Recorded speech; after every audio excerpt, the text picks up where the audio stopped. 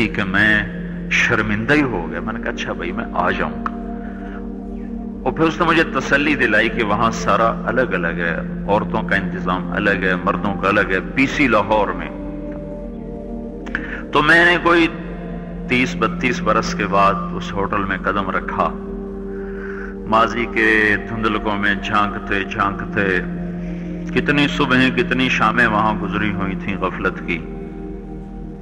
تو میں جب وہاں سے نکلنے لگا کھانے کے بعد تو عورتیں نکل رہی تھیں، اکثر بے پرد تھیں. تو وہاں گیلری میں مجھے کسی نے روک لیا، مجھ سے بات کرنے لگ گیا. میں کھڑا ہو گیا. دائیں بائیں کچھ اور عورتیں کھڑی تھی. اتنے میں سب کی نظر پیچھے لگی، عورتوں کے بھی مردوں کے بھی. تو مجھے سمجھ میں نہیں آیا کہ یہ نظریں پیچھے کیوں اٹھ رہی. کیا دیکھا، میرے قریب سے ایک خاتون گزری جو سر سے لے کر پاؤں تک مکمل برقعے میں، ہاتھوں پہ بھی دستانے تھے اور پاؤں میں جرابیں تھیں، اور ایک بالکل سادہ سا برقع انہوں نے پہنا ہوا تھا. جب وہ گزری ہے تو ایک دم سناٹا چھا گیا، سارے عورتوں پر بھی سارے مردوں پر بھی. تو مجھے اس وقت خیال آیا کہ یہ حق ہے. یہ سورج جب چمکتا ہے تو ہر ایک کو اس کی روشنی نظر آتی ہے. وہ عورت اتنے اعتماد سے گزری، ورنہ ایسے ماحول میں تو جنہوں نے پردے کیے ہوتے ہیں وہ پردے اتار دیتے، سر سے دوپٹے اتار دیتے. وہ اس میں اس طرح گزری، اوہو، سب کی نظریں شرم و حیا سے جھک گئیں.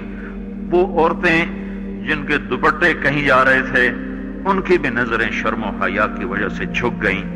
یہ مسلمان عورت کی پہچان ہے.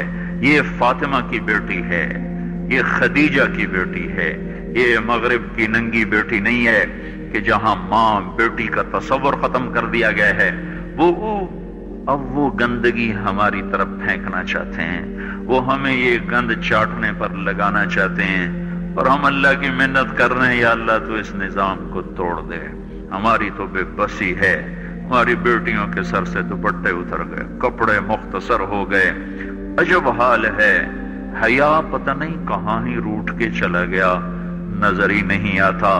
پہاڑوں میں جا کے بھی ڈھونڈا، وہاں بھی نہیں ملا. صحراؤں میں گئے، دریاؤں میں گئے، کہیں نہیں ملا. کبھی ایک صفت ہوا کرتی تھی، آج پتہ نہیں کہاں سے ملے گی، کس بازار سے ملے گی. وہ منڈیاں ہی بند ہو گئیں.